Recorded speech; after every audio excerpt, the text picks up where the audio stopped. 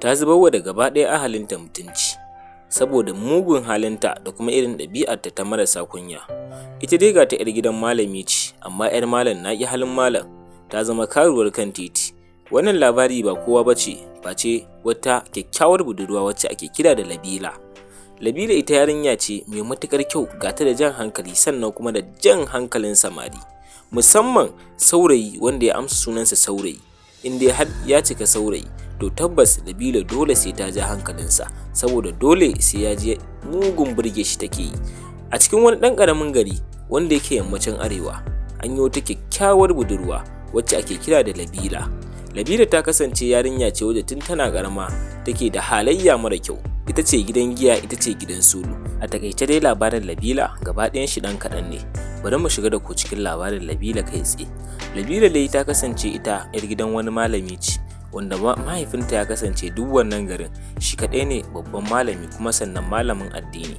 Sannan Labila a cikin gidansu gaskiya dai ba a samun wadataccen abinci, saboda haka Labila ta yanke shawarar zama karuwa saboda ta dinga samun abincin da za ta ci. Amma dai a ƙarshen rayuwarta ta yi da na sani saboda irin halin da ta faɗa da kuma irin damuwar da ta shiga.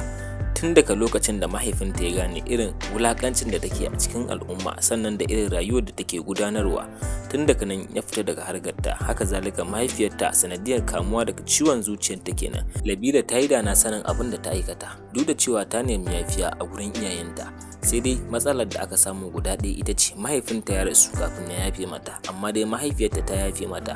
Shin wani irin hali yake tunanin Labila za ta shiga? Bari mu shiga da ku cikin labarin Labila kai tsaye.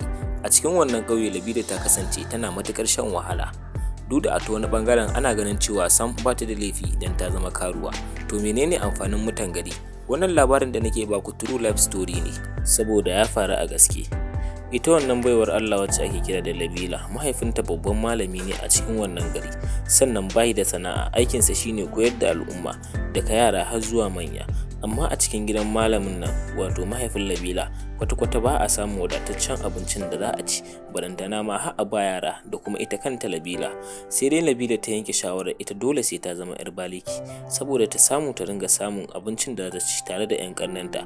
Haka take gudanar da harkar ta a ɓoye, kuma sannan tana ba ƙannenta da kuma yayyaninta wani zubin kuɗi har su samu su ma su ci abinci. Daga ƙarshe dai ta je ta yo cikin shege, inda ciki ya bayyana ɓaro-ɓaro a jikinta. An rasa waye mata, an daka amma ta ƙi ta furta wanda ya mata. Wannan abu da mahaifinta ya gani ya yi matuƙar yin fushi, saboda gaskiya shi bai ba 'ya'yansa irin wannan tarbiyya ba. Sannan mahaifiyarta ta kamu da ciwon zuciya sakamakon wannan abin da ya faru da 'yarta Labila, saboda ita ce babbar 'yarta a cikin mata. Wannan dalili ne yasa ta ji matuƙar ba daɗi, sannan ta sa damuwa a ranta har ta kamu da ciwon zuciya. Damuwa ta kai damuwa, kullum mahaifin Labila jininsa hawa yake, har ya kamu da wata rashin lafiya mai tsananin gaske wanda daga ƙarshe ya rasu. Ba a yi sati ɗaya da mutuwar mahaifin Labila ba, Labila ta kamu da wani ciwon ciki mai tsananin gaske, inda aka yi nasara aka samu wannan ciki ya zube. Daga ƙarshe dai cikin nata ya ɓare, sannan ta nemi yafiyar mahaifiyarta ta yafe mata. Sai daga ƙarshe mutan gari suka fuskanci halin da suke ciki, saboda ta fito ta yi bayani kan cewa abinci ne yake musu wahala. Wannan dalili ne yasa ta zama 'yar bariki. Sannan aka haɗa kuɗaɗe masu nauyi aka sa musu wani jari wanda suke saida kayan provision a cikin shagon da yake ƙofar gidansu bayan rasuwar mahaifinta. Daga ƙarshe dai sun ci gaba da rayuwarsu. Wannan shine labarin Labila. Ban ce muku sai kun yarda akan wannan labari true life story bane ba, saboda a makafar da aka samu wannan labari ba su fiya yaɗa labarin gaskiya ba, amma dai sun sa true life story.